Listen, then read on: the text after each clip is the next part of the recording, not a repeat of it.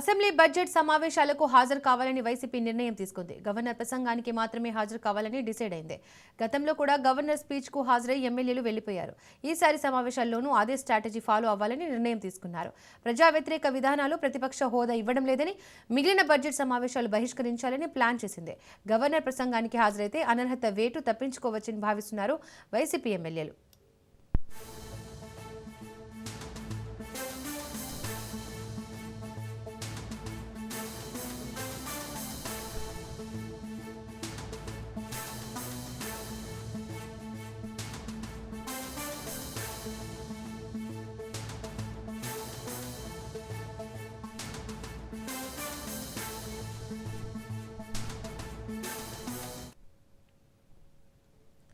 Assembly budget సమావేశాలకు హాజరు కావాలని వైసీపీ నిర్ణయం తీసుకుంది. గవర్నర్ ప్రసంగానికి మాత్రమే హాజరు కావాలని డిసైడ్ అయింది.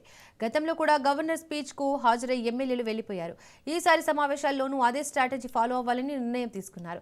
ప్రజా వ్యతిరేక విధానాలు, ప్రతిపక్ష హోదా ఇవ్వడం లేదని, మిగిలిన బడ్జెట్ సమావేశాలు బహిష్కరించాలని ప్లాన్ చేసింది.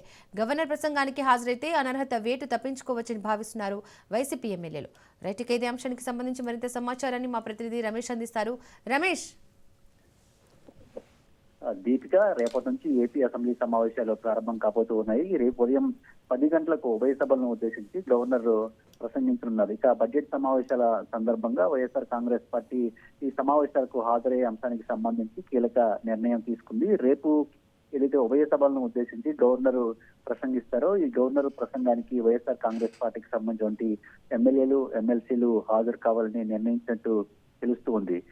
వైఎస్ఆర్ కాంగ్రెస్ పార్టీ శాసనసభ సమావేశాలను గత కొంతకాలంగా బహిష్కరిస్తూ వస్తుంది. వైసీపీ అధినేత మాజీ ముఖ్యమంత్రి జగన్మోహన్ రెడ్డికి ప్రతిపక్ష నేత హోదా ఇవ్వాలంటూ కూడా వైఎస్ఆర్ కాంగ్రెస్ పార్టీ ప్రభుత్వాన్ని, స్పీకర్ ని కోరుతుంది. అయితే వైఎస్ఆర్ కాంగ్రెస్ పార్టీకి ప్రతిపక్ష నేత హోదాకు కావాల్సినటువంటి సంఖ్యాబలం లేనటువంటి నేపథ్యంలో ప్రతిపక్ష నేత హోదా ఇవ్వటం సాధ్యం కాదని స్పీకర్ గాని, ప్రభుత్వం గాని చెప్తూ ఉంది. దీంతో వైఎస్ఆర్ కాంగ్రెస్ పార్టీ ఎమ్మెల్యేలు అసెంబ్లీ సమావేశాలను బహిష్కరిస్తున్నారు. అయితే గవర్నర్ ప్రసంగానికి మాత్రం వైఎస్ఆర్ కాంగ్రెస్ పార్టీ ఎమ్మెల్యేలు హాజరవుతూ ఉన్నారు. గతంలో జరిగినటువంటి బడ్జెట్ సమావేశాల సందర్భంగా కూడా గవర్నరు ఉభయ సభలను ఉద్దేశించి చేసినటువంటి ప్రసంగానికి హాజరయ్యారు. ఆ తర్వాత జరిగినటువంటి సమావేశాలకు మాత్రం హాజరు కావడం లేదు. ఇప్పుడు కూడా రేపు గవర్నర్ ఉభయ సభలను ఉద్దేశించి ప్రసంగించబోతున్నటువంటి నేపథ్యంలో ఈ సమావేశానికి మాత్రం హాజరవ్వాలని దాదాపుగా నిర్ణయించినట్టు తెలుస్తూ ఉంది. గవర్నర్ ప్రసంగం సందర్భంగా